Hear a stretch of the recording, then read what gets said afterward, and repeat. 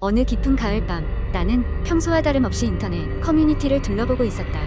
과제를 마치고 잠들기 전 항상 하던 습관처럼 공포 게시판에 접속했다. 그날은 특히 쓸쓸한 기운이 방 안에 감도는 날이었고 창밖에는 바람 소리만이 외롭게 울려 퍼졌다. 나는 몇 번 본 적 있는 제목을 지나치려 하다가 이전에는 본 적 없는 하나의 포스트에 눈길이 멈췄다. 사라진 마을, 그리고 그곳의 비밀이라고 적힌 제목은 나의 호기심을 자극했다. 클릭하자 짙은 어둠이 깔린 배경의 차가운 글씨로 이야기가 시작되었다. 10여 년 전의 일이다. 그 당시 나는 전국의 기이한 사건을 찾아다니며 기록하는 프리랜서 저널리스트로 일하고 있었다. 그날도 여느 때와 다름없이 지방의 작은 마을로 취재를 떠났다. 인터넷에서 소문을 들었는데 이 마을은 사람들 사이에서 곧 사라질 것이라는 이상한 예언이 전해졌다. 그리고 어제 그 예언이 현실로 드러났다는 것이다. 도시에 도착했을 때 구름이 두텁게 끼어 있어서 낮인지 밤인지 분간하기 어려웠다. 택시를 타고 마을로 들어갔다. 운전기사가 나를 쳐다보며 말했다. 그쪽, 그 마을 진짜 갈 거요. 요즘 거기서 이상한 소문이 난다던데. 난 웃으며 말했다. 소문이야 늘 그렇죠. 걱정 마세요. 취재 끝나면 바로 돌아갈 겁니다. 조용하고 정적만이 흐르는 길 한참을 달려 마을 입구에 도착했을 때쯤 기사는 나에게 현금 결제를 부탁하며 차에서 내리라고 손짓했다. 그도 무서운 기운을 느낀 것일까? 마을 입구는 예상했던 것보다도 행했다. 아무도 나를 환영하지 않는 듯 마을은 고요히 있던 준비가 된 듯 나를 맞이했다. 하지만 어떤 강력한 시선이 내 주변을 감시하고 있다는 것이 느껴졌다. 마을은 실제로 20가구 남짓한 작고 고요한 곳이었다. 길거리에는 사람 하나 없고 닫힌 문들과 내려진 블라인드 뒤에 갇혀있는 듯한 느낌이 들었다. 마을 중심에 있는 음습한 기운을 내뿜는 오래된 교회가 보였다. 이곳이 중심지일 거라 생각하고 발걸음을 옮겼다. 교회의 문을 열자 낡은 목재에서 삐걱 소리가 났고 먼지 쌓인 공기가 코를 찔렀다. 안으로 들어가니 앞줄 의자에 앉아 묵상하는 듯한 노파 한 명이 나에게 말을 걸었다. 이곳에 왜 왔는가? 그녀의 목소리는 마치 악어의 입에서 떨어지는 물방울처럼 느려졌다. 나는 기사 본연의 자세로 마을 예언에 대해 취재하러 갔다고 설명했다. 그러자 그녀는 천천히 고개를 들어 나를 바라보더니 깊은 한숨을 내쉬며 이야기를 시작했다. 이 마을에는 예로부터 전해 내려오는 예언이 있어요. 한날이 오면 이 마을은 모두에게서 잊혀질 것이고 그때까지 여기에 머무는 모든 영혼은 사라지지 않을 추억 속에 갇혀 영원히 이 땅을 떠돌게 될 거라는 충격적이면서 흥미로운 이야기였다. 마을이 사라진다는 소문은 허상이 아니었다. 나는 노파에게 더 많은 것을 물어보려 했으나 그녀는 더 깊은 말을 나누기 싫은 듯 입을 다물어 버렸다. 그 후로 나는 마을을 돌아다니며 길을 물어보기도 하며 사람들과 이야기를 나누었다. 그러나 모두들 계속해서 예언을 회피하려 했다. 그들이 두려워하는 것은 단순한 도시의 소문이 아니었다. 예언이 가까워질수록 공황 상태인 그들의 눈에는 확실한 터가 있었다. 시간이 지나고 어두워질 무렵 나는 그 신비로운 예언을 어떻게든 기록하고자 카메라를 들고 마을을 돌고 있었다. 그러나 이상하게도 찍은 사진들은 모두 흐릿하거나 때로는 찍히지조차 않았다. 무언가 이 마을의 존재를 기록하는 것을 막는 것만 같았다. 다음날 아침 눈을 떴을 때 나는 신기루처럼 마을이 사라진 것을 알게 되었다. 믿을 수 없었지만 어쩐지 사진, 노트, 녹음기까지도 모든 것이 마을의 흔적을 남기지 않게 폐기되어 있었다. 나는 다시 도시에 돌아왔다. 그곳에서 사람들에게 마을에 대해 물어봤지만 모두는 그 존재 자체를 인식조차 하지 못했다.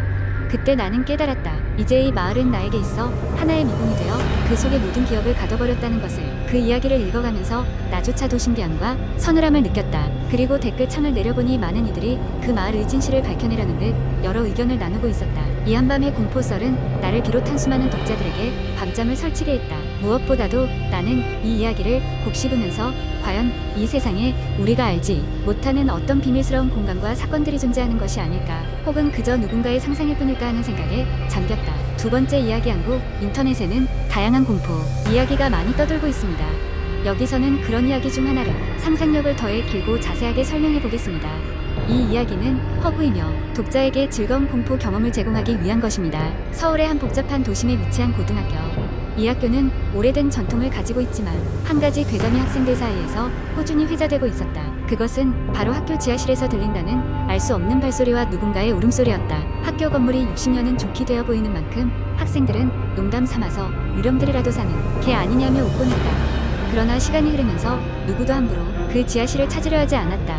어느 날 그 지하실에 대한 이야기가 다시금 학생들의 입에 오르내렸다. 이유는 한 학급의 학생이 학교의 전설을 담은 글을 인터넷 블로그에 게시했기 때문이다. 그는 확신에 차서 글을 썼다. 수년간의 소문은 그저 소문일 뿐이다. 나는 그 터의 진실을 밝히기 위해 조사를 시작한다. 그의 도전적인 선언은 많은 학생들의 호기심을 불러일으켰다. 괴담을 현실로 만들기 위해 그 학생 지훈은 몇 명의 친구들과 함께 지하실 탐험을 계획했다. 지훈과 그의 친구들은 토요일 늦은 오후 아무도 없는 학교에 몰래 들어갔다. 학교 건물은 평소와는 다른 불길한 침묵 속에 잠겨 있었다. 그들은 초조한 마음을 감추며 지하실로 향하는 문 앞에 섰다. 문은 예상외로 쉽게 열렸다. 그 순간 싸늘한 공기가 그들 주위로 감돌며 암울한 느낌을 주었다. 지하실로 내려가는 계단은 낮고 불안정했다. 한 걸음 한 걸음 내디딜 때마다 오래된 목재가 삐걱거리는 소리를 냈다. 친구들은 서로의 손을 꼭 잡고 긴 안개 같은 어둠 속으로 들어갔다. 그곳은 문서와 낡은 가구들로 가득 차 있었다.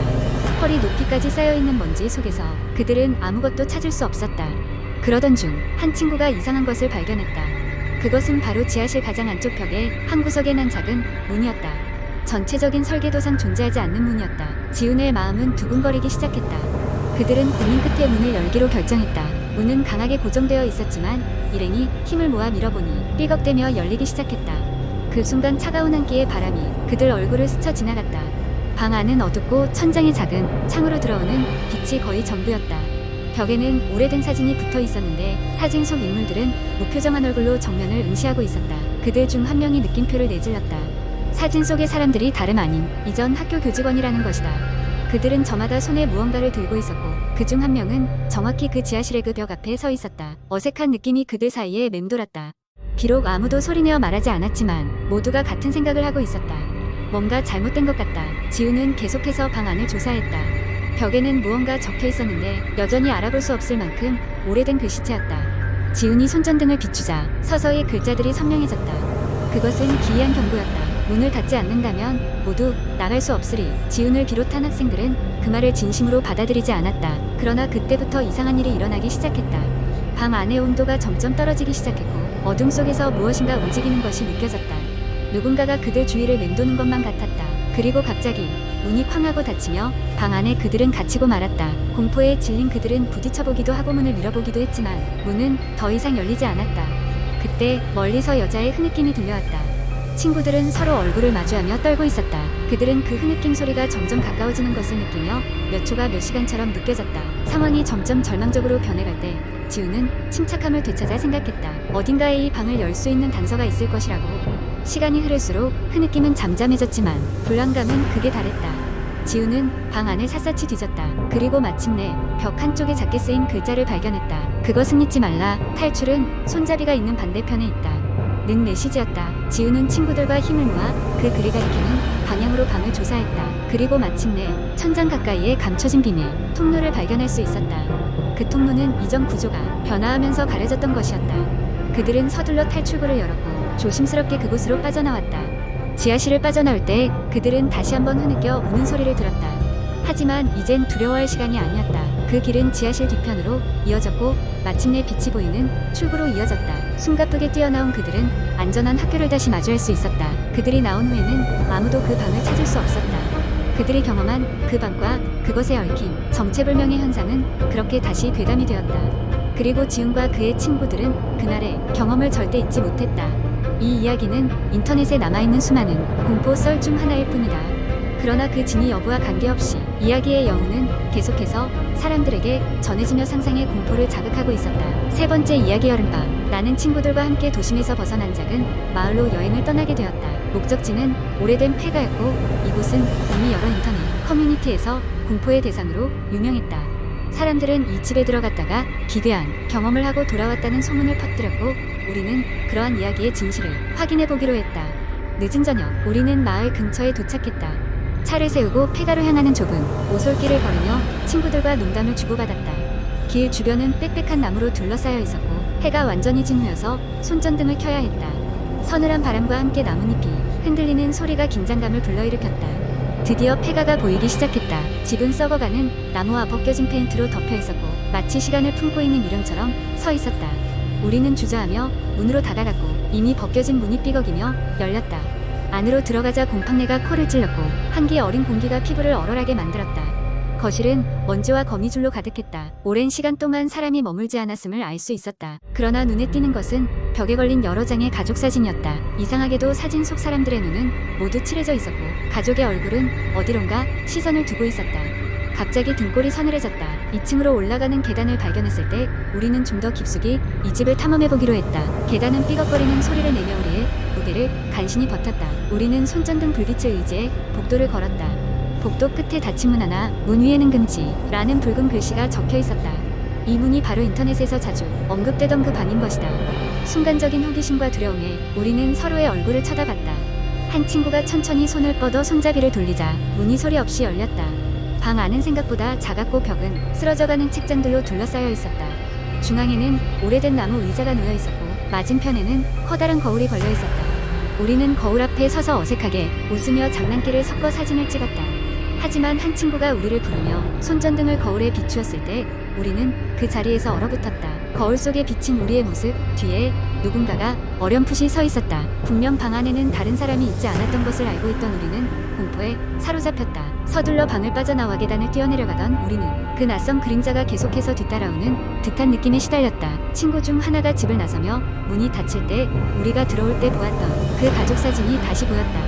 하지만 이번엔 사진 속 인물들이 모두 일그러진 미소를 짓고 있었다. 차에 올라타 마을을 떠날 때까지 우리는 한마디도 하지 않았다. 돌아올 때는 더 이상 농담이 오가지 않았고 우리는 무언가 설명할 수 없는 것에서 벗어났다는 안도감밖에 없었다. 인터넷에서의 소문은 틀리지 않았던 것이다. 그 패가는 과거의 기억을 간직한 채 지금도 사람들의 발길을 기다리고 있을 것이다. 그 이후 우리 중 누구도 그 마을이나 폐가에 다시 가본 적은 없다. 그런데 가끔 밤이 깊어질 때면 마치 그 그림자가 멀리에서 우리를 지켜보고 있는 듯한 이상한 기분이 들곤 한다. 과연 그 그림자는 우리에게 무엇을 말하고 싶었던 걸까? 이 질문은 아직도 미스터리로 남아있다.